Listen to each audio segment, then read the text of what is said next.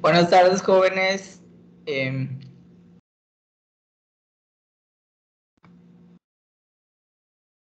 Buenas tardes. Buenas tardes, profe. a ver, chicos, ya tenemos los equipos y bueno, creo que habíamos iniciado con algún tema, con el de las características de los seres vivos. Sí, profe, con las características. Presenté las características. A ver. Sí, sí lo hizo. Ok, entonces vimos las 7 características, pero creo que les iba a poner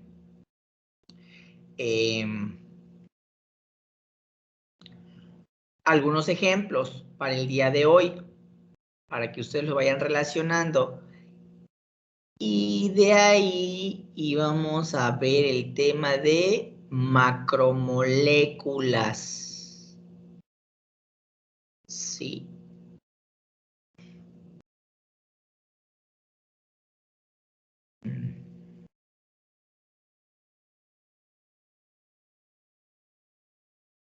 Estoy abriendo esta presentación para proyectarles.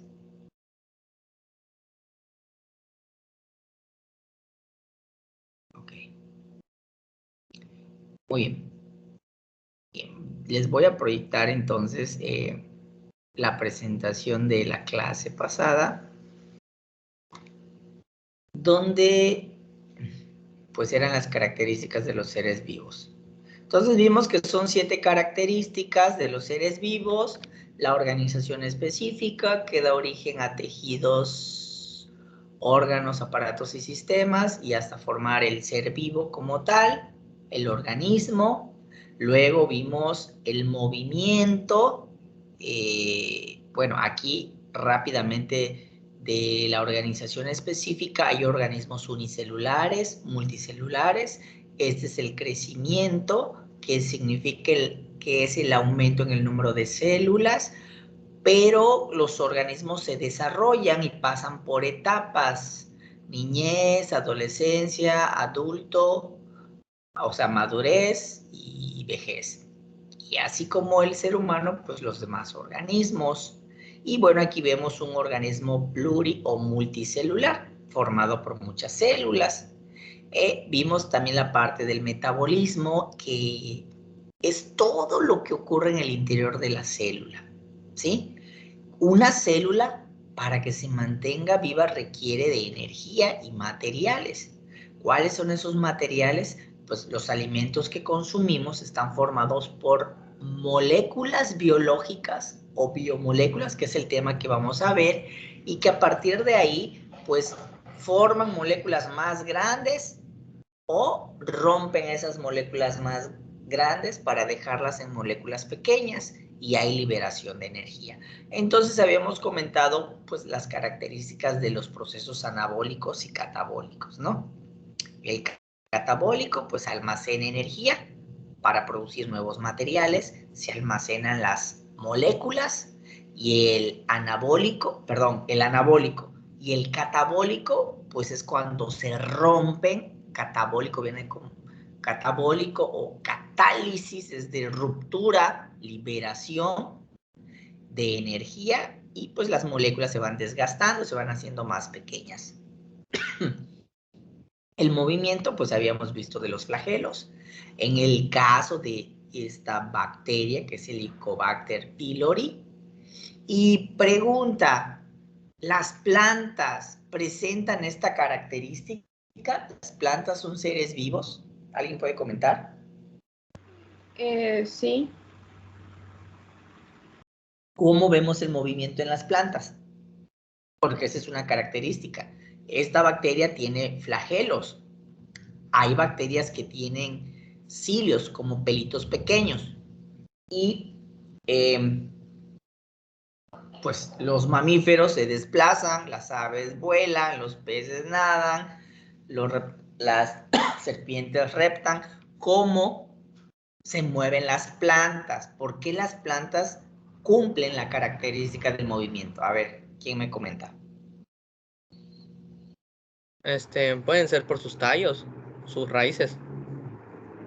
Eso es crecimiento, porque en las raíces se encuentran células que están dividiéndose. Eso es crecimiento.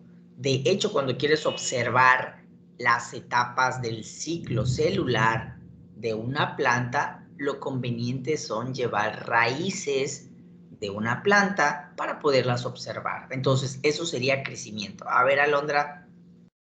Bueno, aquí veo a Alondra, no sé quién. Y a ver, En una lectura había leído que se llama ciclosis. ¿Perdón? ¿Cómo estuvo?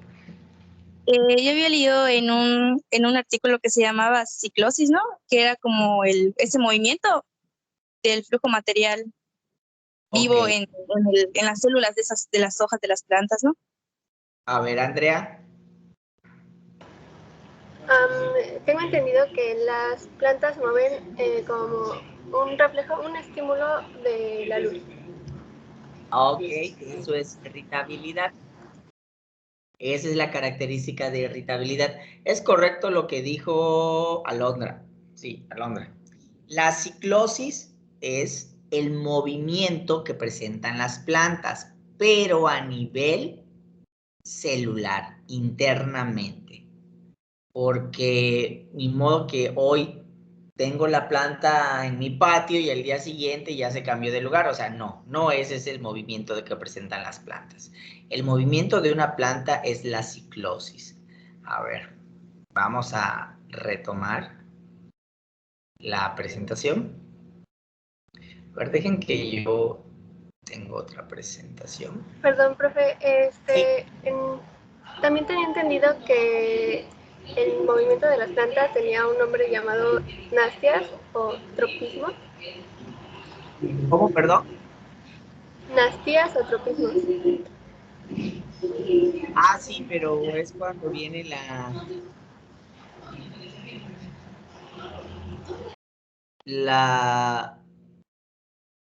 a ver, es cuando hay respuestas también a estímulos. Sí, miren, la ciclosis es el movimiento, bueno, si esta fuera una célula vegetal, todo lo que hay en el interior, a eso se le llama ciclosis. Ahorita les voy a buscar una imagen. Solo vamos a continuar con esta parte, el recordatorio.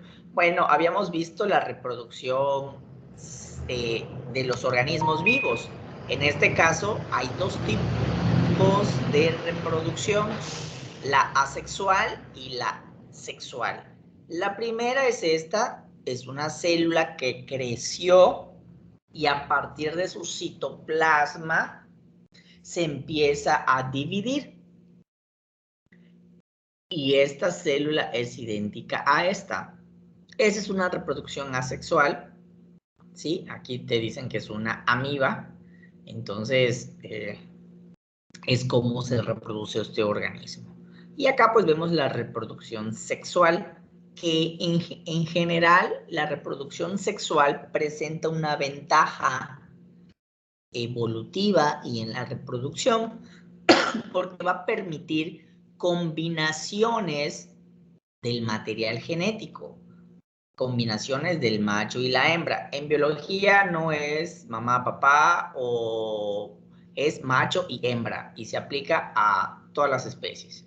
Entonces, el macho aporta genes, material genético, la hembra también, pero esa hembra recibió material genético de sus progenitores y también el macho. Entonces, por eso es que a veces, y eso lo vamos a ver en herencia mendeliana, que pues cuando los padres tienen a sus hijos, al menos uno se parece a ellos y el otro se puede parecer a un abuelo, ¿de acuerdo? Puede ser paterno o materno, o puede ser abuela, paterno o materno. Entonces, esa es la ventaja de la reproducción sexual. O sea, es como que la naturaleza, la evolución dijo, este mecanismo sirve para preservar la especie. Y por eso es que también somos únicos. En una familia por ejemplo, antes les pueden preguntar a sus papás, aquí en Yucatán las familias eran de 8, de 7 hijos, entonces todos tenían un rasgo común, porque pues son familia, pero también tenían un rasgo distintivo, ¿no? Entonces, eso es la reproducción sexual. Y bueno, la irritabilidad, habíamos comentado que son estos cambios de, pues es una respuesta a estímulos, ¿no? Y pues esto puede ocurrir, wow, pues por cambios físicos o químicos inmediatos al ambiente, y pues estos cambios pueden ser color, intensidad o dirección de la luz, que aquí por ejemplo todos conocen el girasol y se llama girasol porque pues va siguiendo el movimiento del sol, pero en términos estrictos no es, o sea, no el movimiento se entiende en biología como que te desplazas de un lugar a otro y la planta no se está desplazando.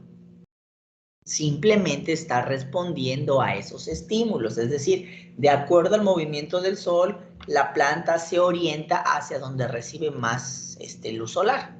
Ese es un estímulo. Variaciones de temperatura, presión, sonido, como por ejemplo los murciélagos, se ubican por el sonido, ecolocalización,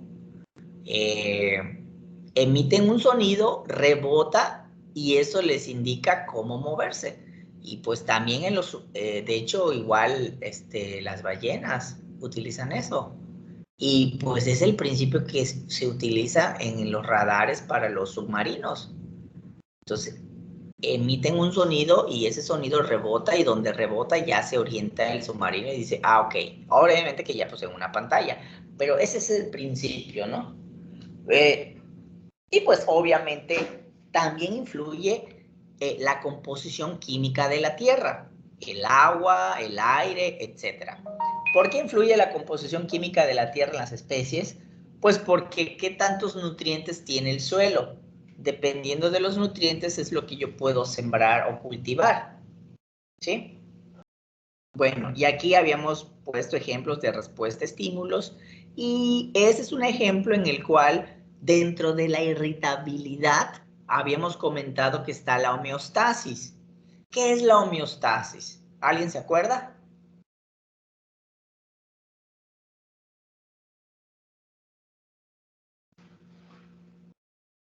¿Jóvenes siguen allá? Creo que era para mantener el equilibrio, o sea, estar estables, ¿no? Regular el ambiente interno. Perdón, ¿estoy grabando? Sí. Sí. Bien. Regular el ambiente interno. Nosotros cuando hacemos una actividad física empezamos a sudar.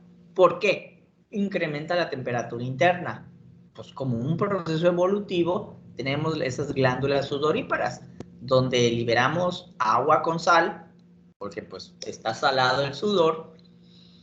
¿Y qué es lo que ocurre? Pues con el ambiente en el cual estamos se evapora el sudor y se refresca la piel. Por lo tanto, disminuye la temperatura. Lo contrario sería cuando en invierno, por ejemplo, o cuando vas a un lugar, vamos a poner un ejemplo, cuando vas a la Ciudad de México, porque pues aquí a veces el invierno, a veces hasta hay calor. Entonces, si vas a una ciudad como a la Ciudad de México, ahí hay frío, sentimos frío, no estamos acostumbrados, empezamos a temblar, se cierran las glándulas sudoríparas para tratar de retener el calor interno. Y empezamos a temblar, ¿no? Eso sería. Y bueno, aquí habíamos hablado de la adaptación. Eso es muy importante, la adaptación, porque lo vamos a ver igual en dinámica de la naturaleza. Vamos a empezar con el término de evolución. Pero pues en este caso de la adaptación la vamos a ver como que los organismos, para no volver a utilizar la palabra adaptarse, se acostumbran a su medio ambiente. Por lo tanto, van a resistir los cambios del medio. O sea, ya se adaptaron, ya están en equilibrio con el entorno, si lo quieren ver de esta manera. Hay dos tipos de adaptación que habíamos comentado. El camuflaje, pues el organismo se confunde con el ambiente para no ser detectados. Y aquí, por ejemplo, es un insecto, miren la forma que tiene, pues es similar a las de las hojas. Esto es una ventaja evolutiva porque de esta manera se defiende de los depredadores. Imagínense que acá hubiera otro organismo igualito a este, pero de colores. Tal vez que fuera azul o amarillo o rojo o manchitas con blanco y negro. O sea, sería perceptible para el depredador. En cambio, este no. Ese es el camuflaje. Pero también habíamos comentado sobre el mimetismo, en el cual pues aquí los individuos copian la apariencia. Y yo les había comentado esto, ¿no? De esta mariposa que actualmente tiene estos pigmentos, asemejan a los ojos del búho y se llama mariposa búho. Pues esto fue este fue un proceso que se llevó a través del tiempo. ¿Por qué? Pues porque algunas mariposas empezaron a nacer con una manchita. Y resulta que esa manchita fue creciendo y las hizo que los depredadores las confundieran con otros organismos, no las tomaron en cuenta y obviamente pues acabaron con la población de mariposas que no tenían la mancha. Es decir, que estas fueron las que sobrevivieron. Se reproducen, se crea una nueva población y pues ya esta población a lo largo del tiempo se va modificando hasta llegar de esta manera. O acá, que a lo lejos da la impresión de que hay abejas y esta característica que tiene la planta es para atraer a otras abejas para que se dé la polinización. El mimetismo entonces es copiar la apariencia de otras especies y el camuflaje pues confundirse con el entorno. Las rayas del tigre pues lo ayudan a confundirse.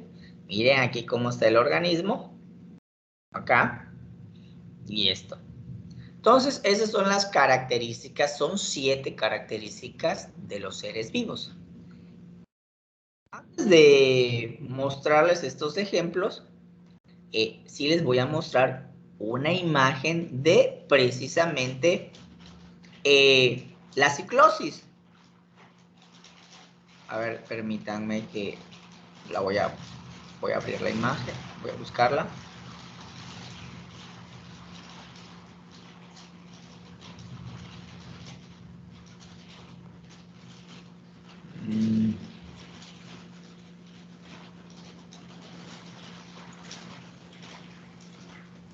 Para que ustedes puedan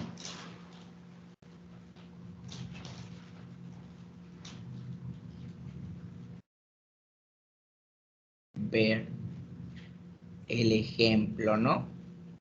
De ciclosis. A ver, ahí está. No sé si creo que todavía no lo estoy compartiendo. A ver, ahorita.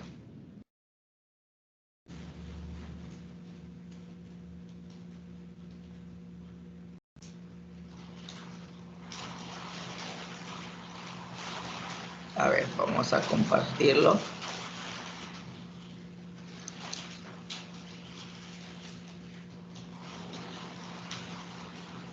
Miren.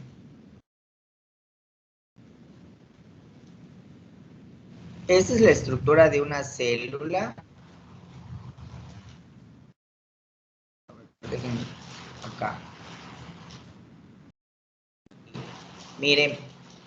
Entonces, cuando hablamos de ciclosis, estamos hablando de un movimiento interno.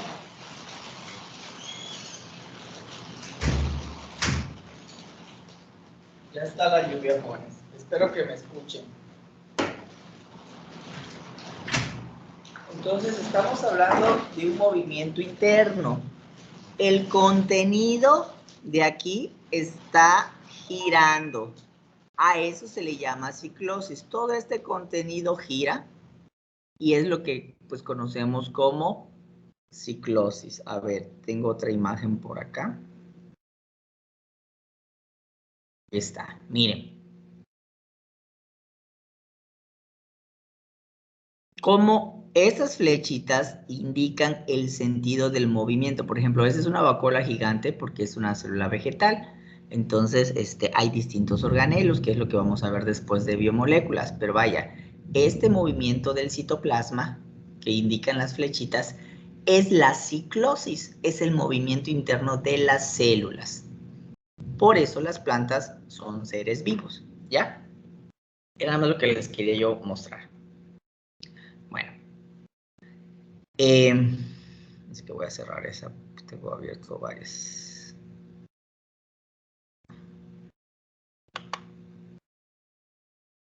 Ahora, Frida, ¿tienes una pregunta? Sí, maestro, ¿eso de la ciclosis se encuentra en todos los seres vivos? En las plantas, en los vegetales, porque es el movimiento interno. Aunque te voy a comentar algo. En las células animales, en el interior, también el citoplasma está en movimiento. ¿Por qué? Porque cuando se hicieron estudios para caracterizar la célula animal, en este caso, cuando estaban estudiando la membrana plasmática, utilizaron unos marcadores, como que algo que les iba a dar una fluorescencia, para que más o menos me entiendan, y esos marcadores se insertaron en la membrana plasmática y se dieron cuenta que luego ya no estaban en el sitio en el cual los habían insertado y se dieron cuenta que la membrana plasmática está en continuo movimiento. Por lo tanto, también el interior de la célula, el citoplasma está en movimiento, solo que pues estamos hablando de organismos unicelulares o de organismos multicelulares que se desplazan. Y bueno, el movimiento lo entendemos como desplazarse de un lugar a otro. Ahora bien, en las plantas, para que se cumplan estas características, pues me habían comentado hace rato, las raíces, bueno, las raíces no es que se muevan, es que crecen y buscan el agua, ¿sí? Es un crecimiento de células, aumento del número de células. Entonces, ¿cómo encajaban las plantas dentro de los seres vivos? Pues encontraron que también en el interior de las células vegetales hay ese movimiento. Y con ese movimiento que se llama ciclosis, pues se acordó que cumplen las características de los seres vivos, ¿ya? Porque con una característica que no se cumpla, pues lo que estemos estudiando no es un ser vivo. Bien, pero sí, en las vegetales también hay movimientos internos. Porque también tiene que ver con el metabolismo. Miren, aquí les pongo célula, tejido, órgano, aparato o sistema. Obviamente nos referimos a la organización específica. Esta es su organización específica. ¿Por qué? Porque si estamos hablando de los huesos, está el tejido óseo, que son las células que dan origen. También tenemos el cartílago, el tejido conectivo denso, que pues da origen a los ligamentos, la piel, tejido adiposo, esa grasita que todos requerimos, y que sirve también como aislante, y la sangre, que en la sangre pues hay agua, hay proteínas, hay pues los glóbulos rojos, etcétera, ¿no? Hay células. Entonces, acá tenemos algo ya más completo. Átomos. Aquí son átomos. Bueno, aquí tenemos, en este caso, representa un átomo. El oxígeno tal vez, dice acá. Aquí hay uno de hidrógeno. Y entonces, la combinación de ellos forma una molécula, que es el agua, que es esencial para que crezca una célula. ¿Sí? O sea que esto que es un núcleo, lo vamos a ver, esto que es un núcleo está formado por moléculas. El núcleo es un organelo de la célula, que está formado por moléculas biológicas, que es el siguiente tema. Pero este núcleo forma parte es un organelo de una célula. Este es un osteocito. Este osteocito es una célula del tejido óseo. En unión de muchos osteocitos se genera el tejido óseo. Y este tejido óseo genera un órgano, que es el hueso. El hueso es un órgano. Y bueno, el hueso, muchos huesos van a generar un esqueleto o sistema de órganos. Y pues tenemos aquí al organismo. Tenemos acá movimientos, que es la otra característica, el movimiento. Y aquí tenemos un ejemplo, alimento ingerido, pues estamos hablando de metabolismo. Creo que ya no lo puedo dar más zoom, pero aquí dice anabolismo y aquí dice catabolismo. Si se dan cuenta, estos dos cubitos se unen para formar uno más grande. Eso sería un fenómeno anabólico, porque se va a almacenar esta molécula. Si nos vamos por acá, vemos que este cubito se va por la vía de catabolismo, es decir, se rompe para liberar energía, que esta energía se va a utilizar pues para comer, para desplazarse, etc. Otros ejemplos de metabolismo, fotosíntesis y respiración. Las plantas realizan la fotosíntesis para producir energía y sus propios alimentos. La respiración, pues nosotros igual la realizamos. Nosotros liberamos dióxido de carbono que lo van a utilizar las plantas. Y las plantas liberan oxígeno que lo utilizamos nosotros. Y pues también los animales, los mamíferos. Entonces, pues tenemos una relación con las plantas. Esto, por ejemplo, es un ejemplo también de metabolismo. Materia orgánica, alimento. La flechita indica que este organismo ya ingirió alimento, está entrando oxígeno, se lleva a cabo el proceso de la digestión, se libera una molécula pequeñita de glucosa, que es azúcar. La glucosa es el combustible para las células. Y entonces se lleva a cabo el proceso de respiración, donde se genera energía para que esta célula se siga manteniendo. Acuérdense que en el metabolismo es conservación de la célula, mantenimiento de la célula, preservación de la célula. Y obviamente en el proceso de respiración, pues, ¿qué es lo que está ocurriendo? Está liberando dióxido de carbono. Lo que ya no se incorporó al organismo, pues entonces es eliminado. Son los residuos orgánicos. Entonces son ejemplos de características de los seres vivos. Aquí tenemos, por ejemplo, esto que sería la irritabilidad. Pues por eso en las noches, siempre donde hay focos encendidos, pues hay insectos porque la luz les atrae. O aquí, ¿qué pasa cuando se alumbra la vista? Pues se dilata la pupila, ¿no?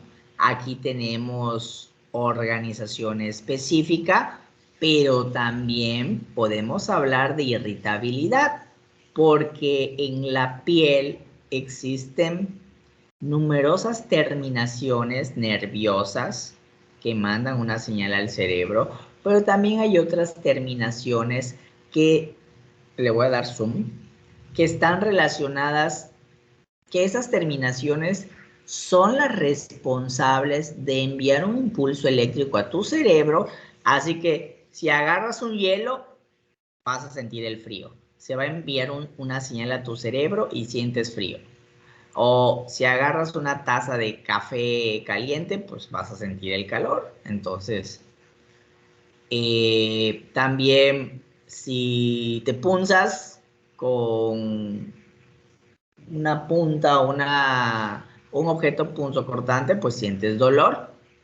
Se envía esa señal al cerebro. La presión, cuando te dan un apretón de manos, pues se activan otros receptores que se encuentran en la piel y envían el impulso eléctrico a tu cerebro. Y ya sabes que te están dando un apretón de manos.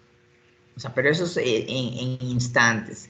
Obviamente, pues aquí está el folículo piloso y, bueno, aquí pues tenemos crecimiento y también movimiento. Es crecimiento, que en el crecimiento vienen las etapas del desarrollo. Aquí también es reproducción. Habíamos comentado que la reproducción, desde el punto de vista biológico, es mantener o preservar la especie. Aquí, pues obviamente, esto es irritabilidad. Aquí vemos, en este caso, que este organismo se está dividiendo. Entonces, es una reproducción asexual. Aquí no vemos nada porque no hay nada. Aquí, pues, obviamente, la reproducción sexual. Y, pues, acá. ¿De acuerdo? Son ejemplos de las características de los seres vivos. Aquí tenemos otros ejemplos como mimetismo, camuflaje. Miren acá. Eso sería mimetismo. Vamos aquí. Camuflaje, camuflaje, camuflaje, camuflaje. Eso sería mimetismo. Está la apariencia de otro organismo. ¿Esto qué sería? Bueno, si vemos la piel del camello con respecto al ambiente, camuflaje.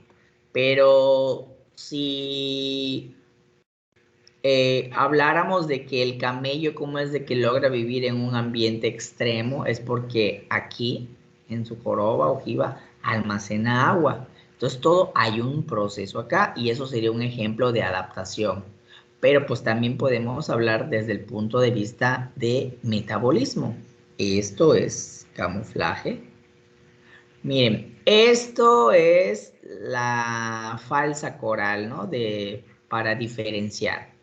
Aunque se han hecho estudios donde no necesariamente pues, los patrones indican que aquí es, estos patrones están relacionados con la coralillo y la otra es la falsa coral o coralillo, pero últimamente se han encontrado coralillos con distintos patrones. Bueno, pero esos son últimos estudios, ¿no? Pero pues esto sería para que, pues, estaríamos hablando de mimetismo acá. Acá, por ejemplo, miren, camuflaje. Camuflaje. Miren. Mimetismo. Camuflaje. Camuflaje. Y pues obviamente camuflaje. Bien, entonces son ejemplos de características de los seres vivos. ¿Alguna pregunta? ¿Duda? ¿Ninguna?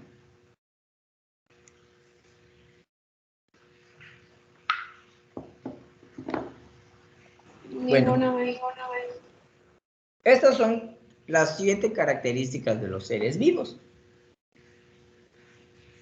Ahora,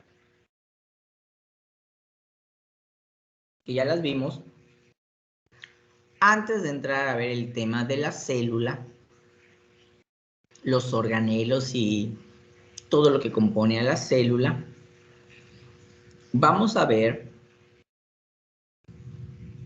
cuáles son las moléculas que sirven de bloques para la vida.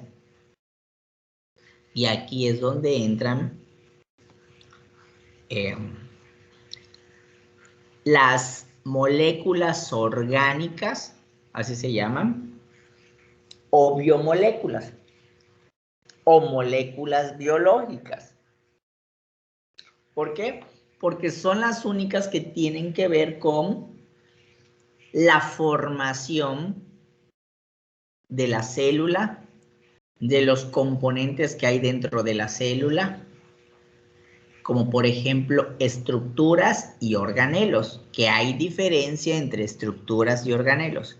Y después de ver estas biomoléculas, que son los bloques esenciales para la vida, pues vamos a entrar a ver a la célula.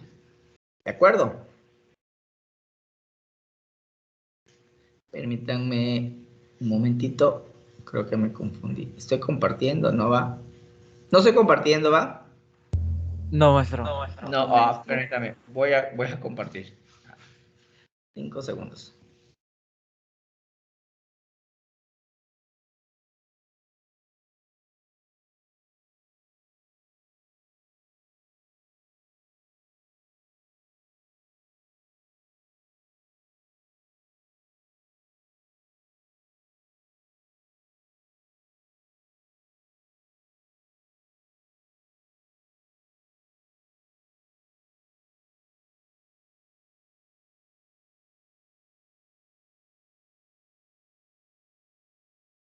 Bien, jóvenes, estamos grabando la sesión. No sé cómo están organizados para estudiar. Si están tomando apuntes o están haciendo capturas de pantalla y lo ponen en un documento en Word, no lo sé, o van a descargar luego el video. Es importante que se organicen. ¿Y en qué sentido? Pues yo les había dicho que voy a hacer preguntas antes de cada sesión. Entonces, si ustedes ya investigaron el tema y lo tienen apuntado, excelente. ¿A qué voy con esto? Que esa es la parte en la cual ustedes tienen que,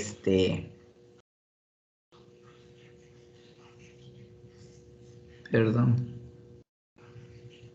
Ah, sí, no se preocupen, sé que ahorita hay fallas, porque pues acá está lloviendo. Por eso, de por sí, yo debo grabado las sesiones. Pero bueno, quería comentarles que es importante que ustedes tengan un lenguaje relacionado con pues, la asignatura. Sobre todo por los términos que voy a mencionar en el siguiente tema, en el de célula, vaya, en todos. Que tengan un vocabulario científico relacionado a la biología.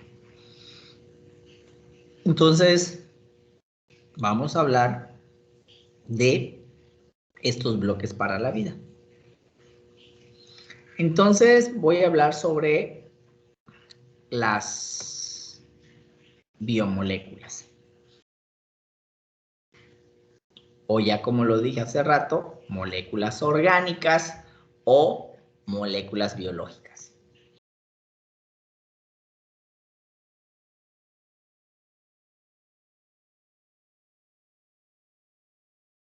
A ver, vamos a iniciar. Estas biomoléculas, ¿sí? Se les llama así porque bio es vida y moléculas, pues moléculas relacionadas con la vida.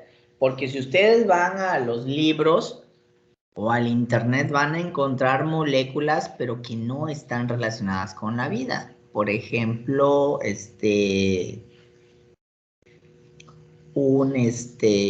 un butano, el gas butano que utilizamos para cocinar. Y está formado de los siguientes elementos. Vamos a iniciar. Fíjense, tenemos que ejemplos de moléculas inorgánicas, como la molécula del agua.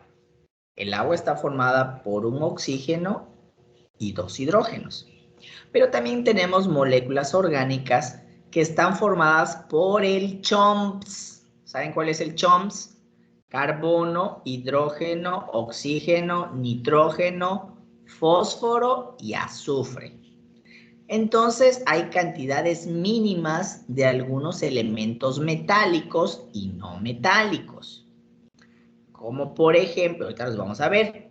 Y obviamente estos enlaces, pues como estos son no metales, cuando hay no metales, pues estamos hablando de enlaces covalentes. Entonces, los átomos, pues están unidos y comparten electrones. Es la característica del enlace covalente. Y en estas moléculas, pues vamos a encontrar muchos enlaces covalentes. Bueno, ¿de qué estamos hechos? Y pues obviamente, no sé si han escuchado hablar sobre el término la química de la vida.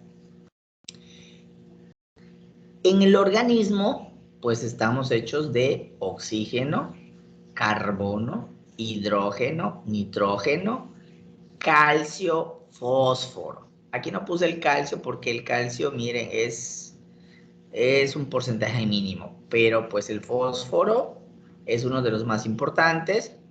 Y bioelementos, estos son los principales, ¿sí? Azufre, fósforo, nitrógeno, hidrógeno, carbono y oxígeno. Estos son los bioelementos secundarios.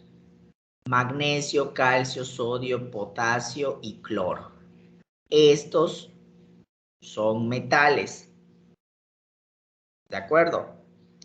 El cloro es un no metal. Es un halógeno.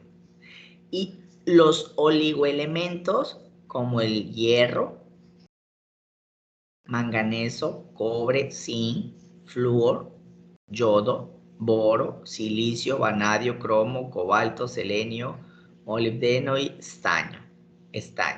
Esos también forman parte de, pues, de nuestro cuerpo. Entonces, estamos hechos de elementos bioquímicos o de bioelementos, pero principalmente de estos bioelementos primarios, que son los de acá, el famoso CHOMS, y nos vamos a enfocar en el CHOMS. Estos de acá no los vamos a tomar en cuenta en este momento. Entonces, las moléculas, vamos a hablar de estas moléculas. Hay grupos funcionales en estas biomoléculas. La mayoría de biomoléculas son derivados de hidrocarburos y son hidrófobas, es decir, que no reaccionan con el agua. Vamos a ver el ejemplo de aquí abajo. Este es un carbono con 4 hidrógenos y se llama metano. Estos son 2 carbonos unidos y con puros hidrógenos y se llama etano. Estos son puros carbonos con hidrógenos y se llama hexano. Estos son derivados, pues en este caso, del petróleo. Son ese tipo de moléculas orgánicas. Estos son moléculas orgánicas. Y esa es una molécula cíclica que se llama ciclohexano. Son fórmulas estructurales de hidrocarburos. ¿Qué significa hidrocarburos? Carburos porque tienen carbono, hidro porque tienen hidrógeno, pero son derivados del petróleo. Es un tipo de moléculas orgánicas, ¿sí? La característica de las biomoléculas es la siguiente. Aquí ya vemos cómo se forman. Nosotros, en este caso, las propiedades químicas de estas moléculas pues van a estar determinadas por grupos funcionales. Como no sé si vieron estos grupos funcionales en química, alcohol, aldehído, cetona, etc. Esos grupos funcionales van a determinar la característica de las moléculas. Pero para hablar de las biomoléculas, pues estas biomoléculas, la mayoría, contienen más de un grupo funcional. Hay moléculas sencillas. ¿Cuáles son estas biomoléculas? Bueno, estas biomoléculas, fíjense bien aquí en la imagen. Tenemos el término de moléculas. Estas serían biomoléculas inorgánicas. ¿Por qué se les llama biomoléculas inorgánicas? Porque están relacionadas con la vida, el agua y las sales minerales. En términos estrictos, estas son moléculas inorgánicas. Le pusieron el término de biomoléculas en esta imagen porque están haciendo referencia a que son esenciales para la vida.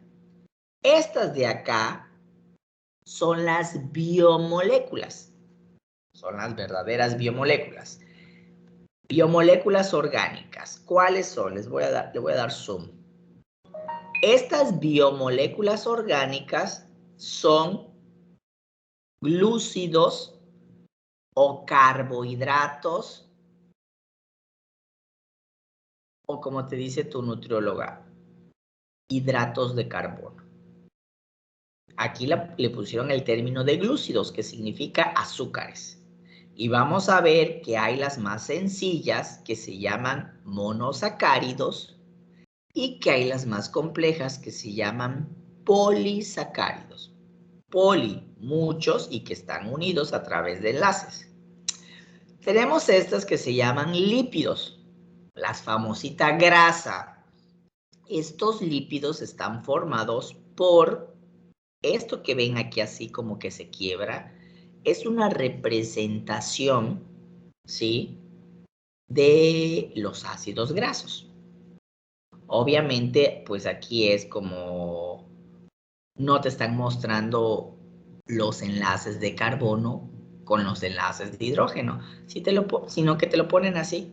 Es que los químicos dijeron, está muy complicado estar dibujando carbonos e hidrógenos, y utilizaron una técnica que ellos la nombraron de líneas y rayas, donde cada vértice representa un carbono.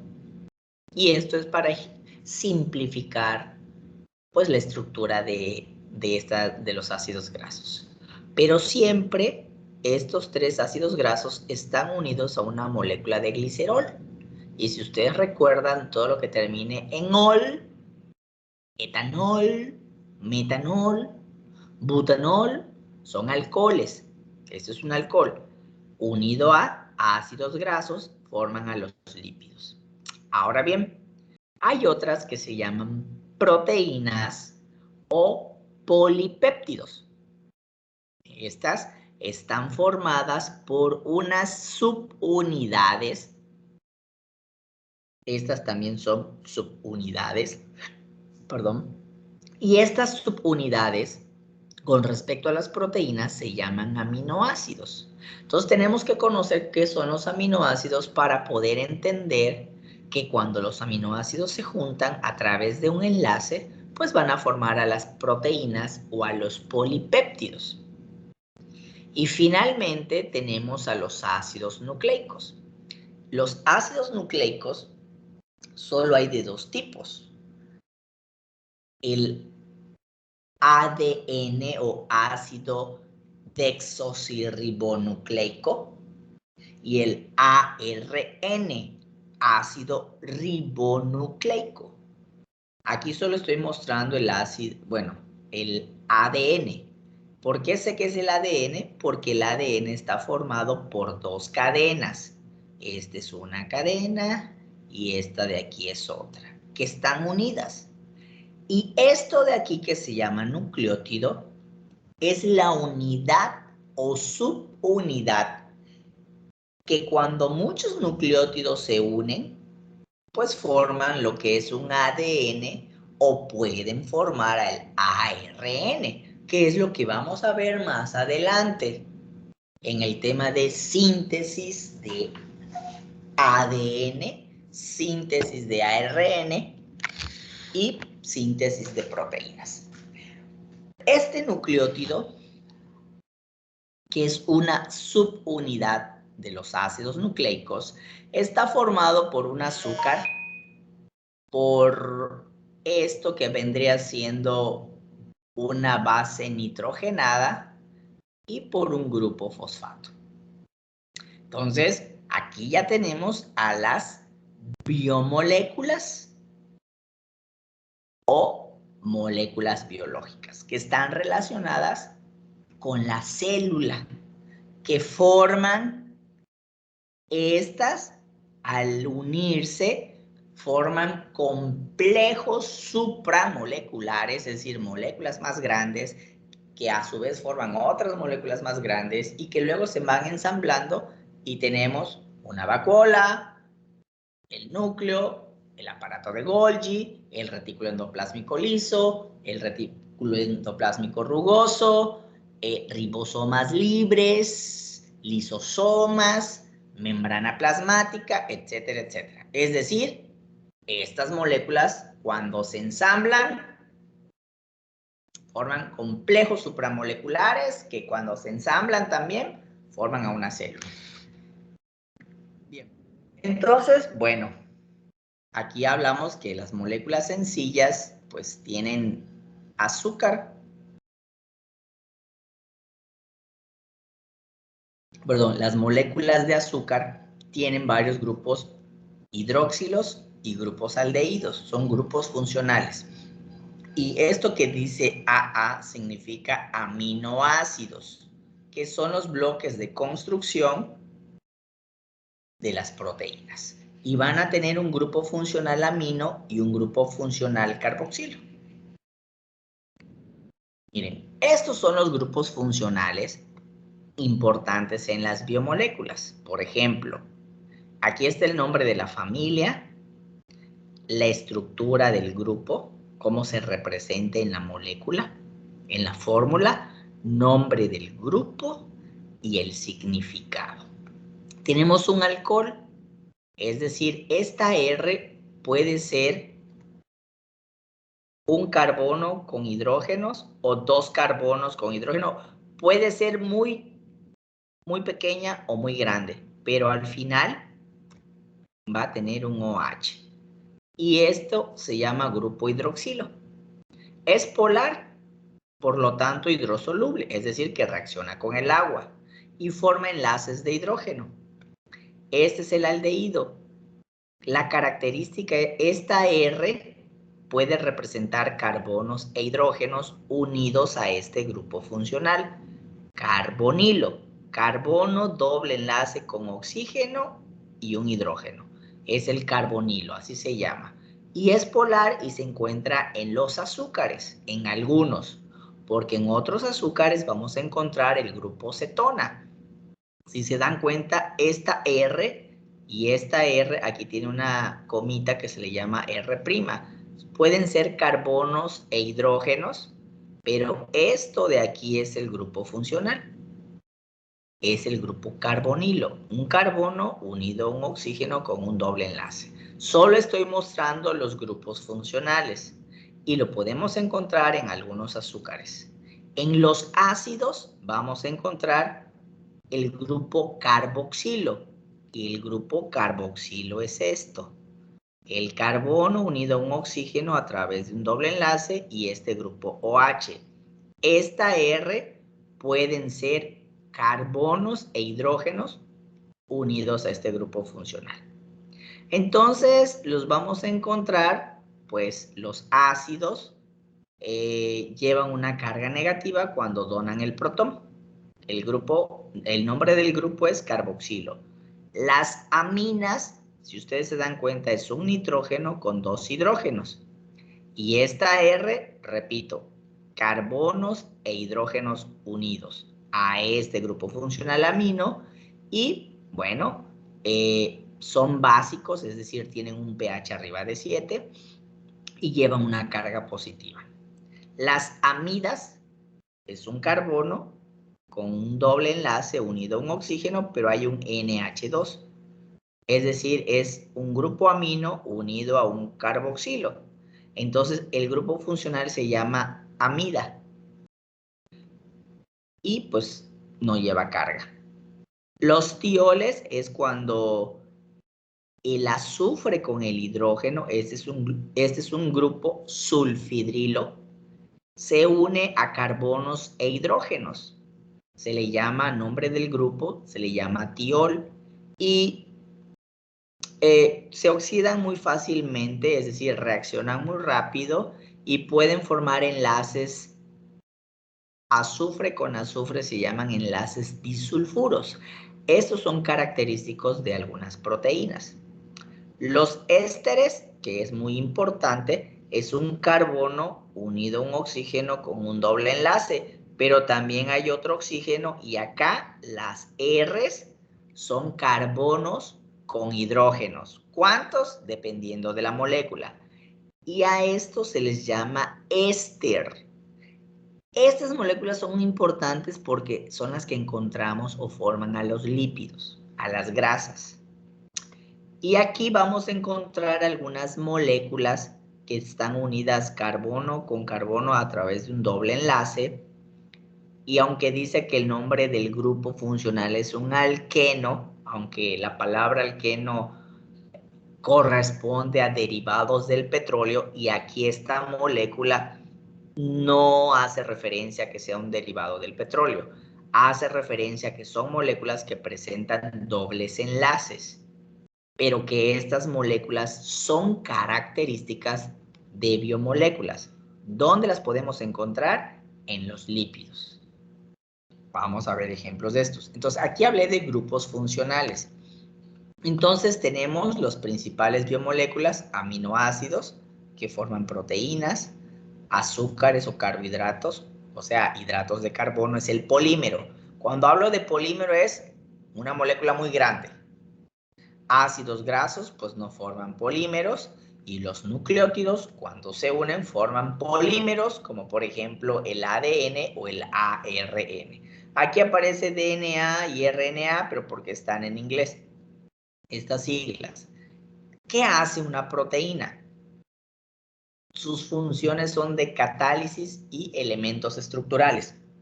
Es decir, forman elementos que van a formar parte de la célula, pero también van a generar moléculas, un grupo es una subdivisión de las proteínas que se llaman enzimas y que estas enzimas tienen muchas funciones dentro de la célula. Los hidratos de carbono pues aportan energía y también forman elementos estructurales. Los ácidos grasos son fuentes de energía y pues también forman elementos estructurales de las moléculas lipídicas complejas. Un ejemplo sería la membrana plasmática. Los nucleótidos pues tienen que ver el DNA con la información genética y el RNA con la síntesis de proteínas, que es lo que vamos a ver. Vamos a iniciar un poquito hablando de las proteínas, las unidades que forman a las proteínas, es decir, los aminoácidos. Vamos a ver que estos, si ustedes se dan cuenta, me voy a adelantar. A ver.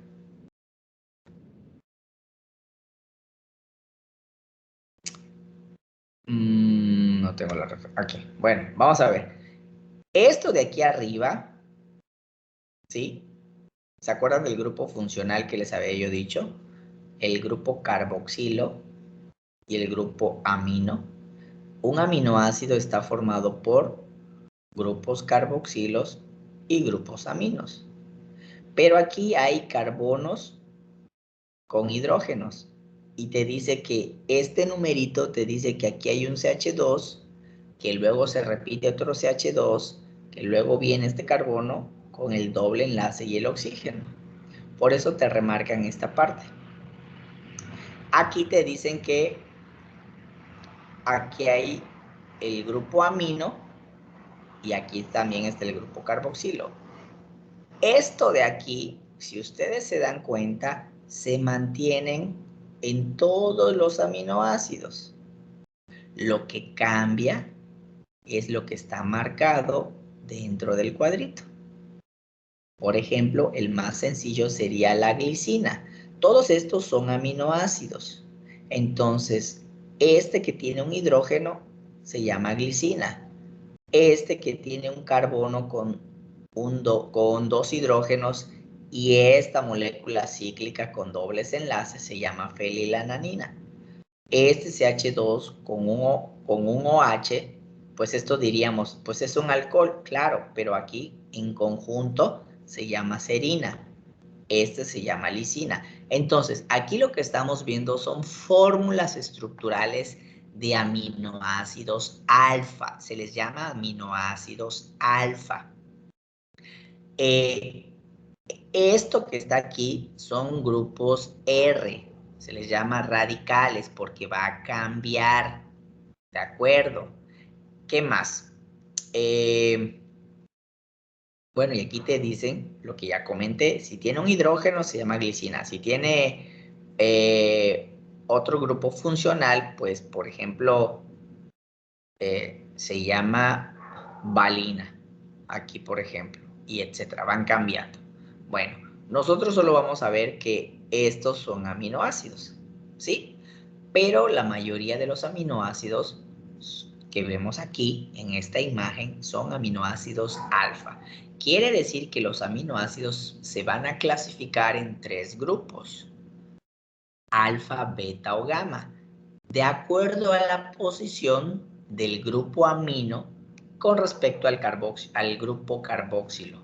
Es decir, este grupo amino con respecto a este. Entonces, esto sería, este es el grupo carboxilo, este es el carbono que se empieza a contar, que sería el carbono alfa, y aquí viene el grupo amino. Por eso este grupo amino está insertado en el carbono alfa. Este es el carbono alfa porque está unido a este grupo funcional. Este es carbono alfa porque está unido a este grupo funcional y así con los demás. Pero, obviamente, hay cadenas laterales hidrófobas que no reaccionan con agua y hay cadenas laterales hidrofílicas que reaccionan con agua. Hay 20 aminoácidos alfa que forman a las proteínas. En este caso, aquí vemos una letra diferente. Aquí, esta sería alfa-lisina, alfa-valina, alfa-glutamina, etc. Pero aquí vemos una letra beta, beta-alanina. Si este es el grupo funcional, este es el carbono alfa, porque está unido al grupo funcional, pero después hay otro carbono, que sería el carbono beta, y en el carbono beta hay el grupo amino, por eso se llama beta-alanina. Este es el grupo funcional. Este carbono adyacente al grupo funcional se llama alfa, este es el beta y este es el carbono gamma. Por lo tanto, el grupo amino está en el carbono gamma. Y entonces, esto, ¿cómo se llama? Bueno, el nombre correcto es ácido gamma aminobutírico. Y pues se conoce más por sus siglas, que es GABA. Este es de aminobutírico gamma. ¿De acuerdo? Bien. Estos son algunos ejemplos de proteínas. Las proteínas tienen muchas funciones y aplicaciones, como por ejemplo neurotransmisores, es decir, que mandan sinapsis en el cerebro, como la glicina y el ácido glutámico. Entonces vamos a ver que hay proteínas que tienen aminoácidos pues que no son muy ordinarios o comunes, que tienen que ver con fosforilación, es decir, que se le agrega grupos fosfatos o hidroxilación, etc.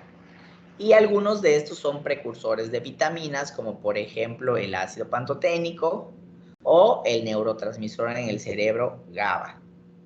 Entonces, las moléculas de los aminoácidos, ¿sí?,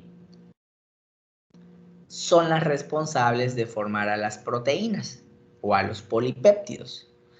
Cuando se unen aminoácidos y son menos de 50, se les llaman péptidos u oligopéptidos. Los polipéptidos, pues, son las proteínas más grandes, más largas. Y estas proteínas van a tener una variedad de funciones en los seres vivos. ¿Por qué? Porque hay proteínas de transporte, como por ejemplo, en la sangre tenemos a la hemoglobina. Es una proteína que lo que va a transportar es el oxígeno. Hay proteínas estructurales y tenemos a las enzimas, que es una clasificación de las proteínas. Y las enzimas tienen muchas funciones. La principal es que son catalíticas, que rompen moléculas, ¿sí? Estas proteínas, al igual que las enzimas, están unidas por enlaces peptídicos. No me voy a meter a cómo se forma el enlace peptídico, simplemente les voy a mostrar que esta es la estructura química de una proteína, ¿sí? Aquí tenemos que cuando este grupo, acuérdense que este es el grupo amino y este es el grupo carboxilo. Para este aminoácido, cuando el grupo carboxilo se une al grupo amino del segundo aminoácido, esto de aquí es el enlace peptídico. Imagínense, este es el segundo aminoácido, este es el tercer aminoácido. Entonces aquí está el grupo, el enlace peptídico. Aquí, por ejemplo, tenemos el grupo amino al grupo carboxilo y el grupo amino de este aminoácido. Aquí está un enlace peptídico, aquí tenemos el otro enlace peptídico. Entonces, quiere decir que en los polipéptidos o proteínas se generan mediante enlaces peptídicos entre un grupo carboxilo, perdón, entre un grupo carboxilo del primer aminoácido y el grupo amino del segundo aminoácido. Entonces, todo lo que está marcado en azul es un enlace peptídico, que es la característica de las proteínas. Y miren, esta es una proteína desplegada o alargada. Cada bolita representaría un aminoácido. Pero las proteínas, para que sean funcionales, se tienen que enrollar la forma plegada. Estamos viendo una molécula biológica, que son proteínas y que están formadas por aminoácidos. Aquí, por ejemplo, vamos a hablar ahora de los azúcares y carbohidratos. Los carbohidratos, los azúcares y los hidratos de carbono son lo mismo. Ahora bien, ¿de qué están formados? Bueno, los grupos funcionales es un alcohol y un grupo carbonilo. El OH es el grupo alcohol y este es el grupo carbonilo. Entonces, por ejemplo, un grupo aldehído, pues si la molécula tiene un grupo aldehído se les llama aldosas. Si las moléculas tienen un grupo cetona se llaman cetosas. Ese, como es un grupo aldehído, pues sería una aldosa. Esta, como tiene un grupo cetona, pues sería una cetosa. Esta sería una cetosa y esta sería... Esa es una cetosa, una aldosa y otra aldosa. Bien, pero resulta que hay azúcares básicos y estos azúcares básicos son los más abundantes. Los polisacáridos se clasifican en monosacáridos como la glucosa y la fructosa. Aquí ya dijimos que lo podemos nombrar por el grupo funcional. Entonces, pero también tiene un nombre específico. Esta es una glucosa, esta es la fructosa. Esta se llama ribosa y esta se llama 2-desoxirribosa. O también se puede mencionar como una aldohexosa, es decir, el grupo funcional y contando los carbonos, 1, 2, 3, 4, 5 y 6. Si es 6, pues se llama aldohexosa. Si es 6, cetohexosa. Aldopentosa, 1, 2, 3, 4 y 5. Y aquí es aldopentosa, es decir, haciendo referencia al grupo funcional y al número de carbonos. Pero bueno, los monosacáridos son glucosa y fructosa y los polisacáridos pues son el almidón, la celulosa que le encontramos en la madera y las fibras vegetales, el glucógeno, la quitina, que la quitina forma parte de insectos y crustáceos y tienen una gran variedad en los seres vivos, sus funciones. Estos nos aportan energía para realizar todas nuestras actividades. Las plantas utilizan a la sacarosa como medio de transporte y algunos van a formar parte de materiales estructurales y las biomoléculas con componentes hidrocarbonados, en este caso los nucleótidos, pues son la ribosa y desoxirribosa, es decir, que este azúcar desoxirribosa es el que forma el ADN y este azúcar ribosa es el que forma el ARN. Y si hablamos también, pues resulta que estos azúcares se pueden combinar con otras moléculas, como por ejemplo, azúcares con proteínas se llaman glucoproteínas, azúcares con lípidos se llaman glucolípidos, ¿sí?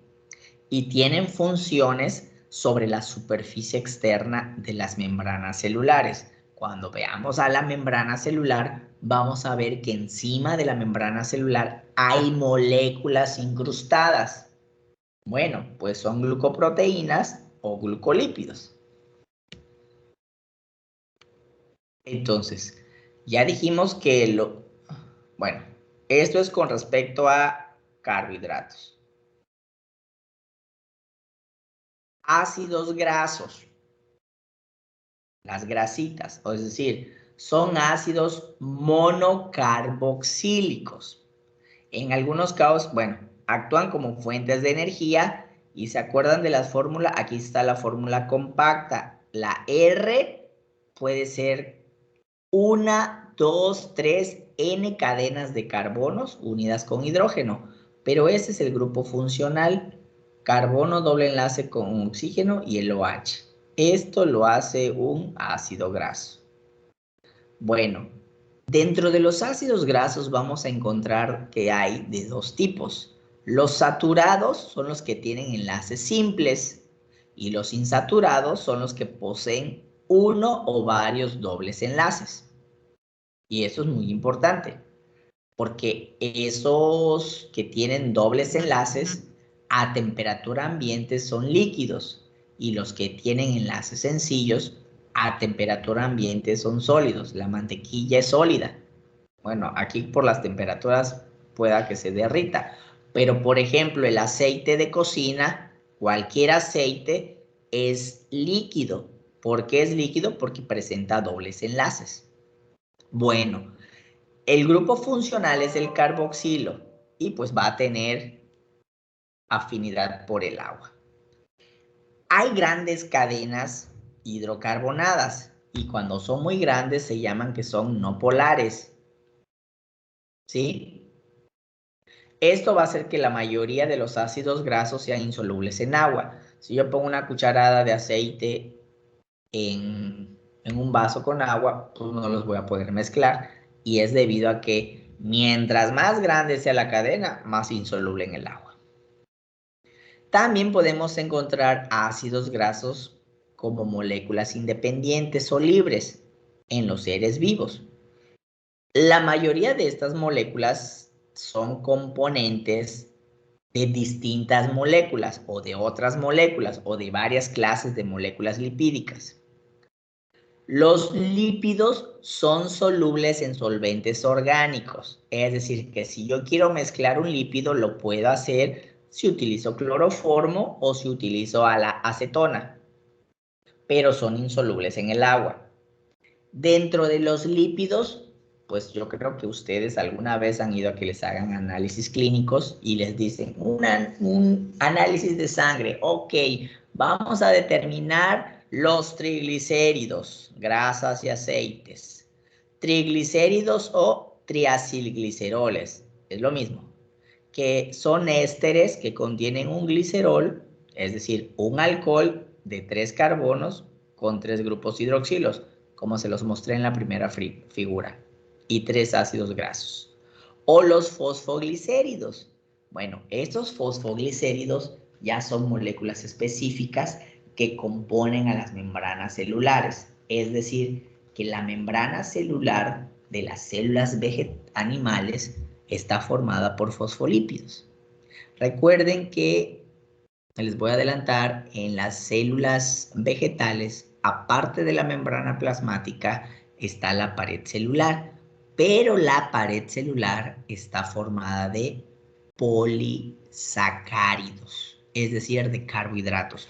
Por eso es más rígida la pared celular. Aquí hay ejemplos, miren. Este es un ácido graso que se llama ácido palmítico. Es saturado porque solo tiene un enlace sencillo, aunque aquí no lo están dibujando, pero esto es un enlace sencillo. Esto debería de estar entre estos. Este es el ácido leico, que es el insaturado. ¿Por qué es insaturado? Porque tiene este doble enlace. Y así puede estar repetido en la cadena. Y tenemos ejemplos de acá, este que es un triacilglicerol o la fosfatidilcolina, que son clases de fosfoglicéridos. Entonces tenemos que en la figura A es un ácido graso saturado y en la B tenemos ácidos grasos insaturados. Esa es la importancia de los fosfolípidos. Entonces,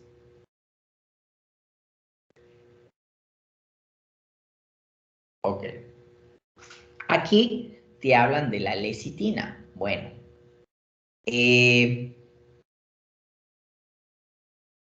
la lecitina de soya es una grasa vegetal y se recomienda para, pues, obviamente mantener el equilibrio o mantener una salud adecuada, ya que en este caso tiene diversas funciones.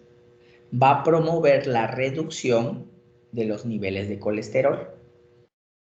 Entonces, vemos aquí que la lecitina se produce, bueno, se produce en el hígado y se obtiene la lecitina en los alimentos, en el sésamo, la soya y yema de huevo. La bilis, en la bilis, pues ahí vamos a obtener colesterol, bilirrubina y lecitina.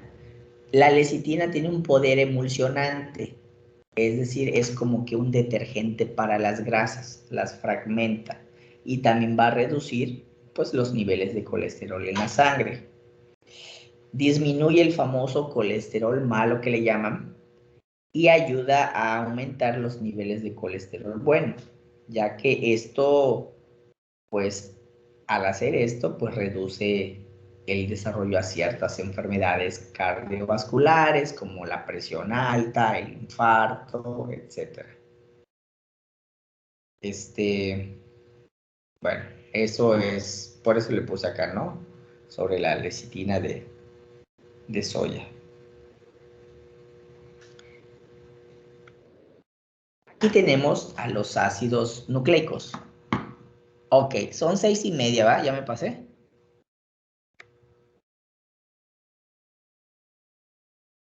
Bien, vamos a ver. Creo que para la próxima clase vamos a continuar. Sí, tengo clase al ratito con otro grupo. Bien, lo vamos a dejar hasta allá.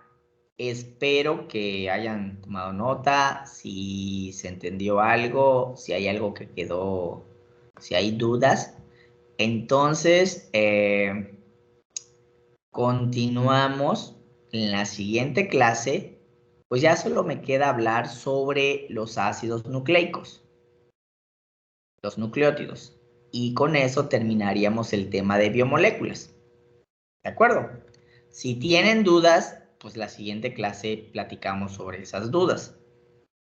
¿Sí? ¿Alguna pregunta? ¿Algún comentario?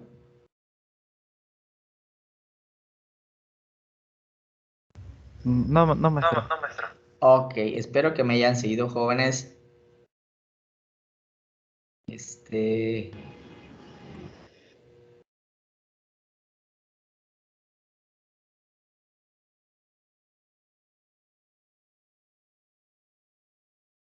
A ver, permítanme.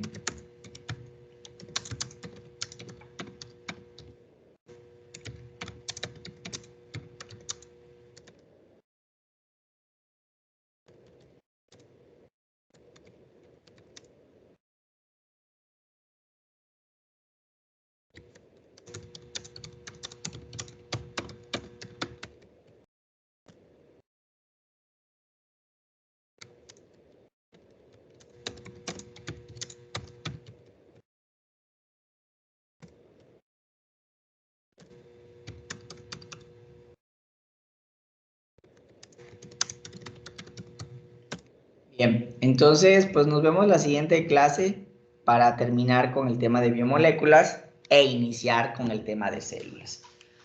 Ok, chicos. Buenas tardes. Muchas gracias, maestro. Adiós, maestro. Nos Gracias. vemos. Buen día. Hasta luego.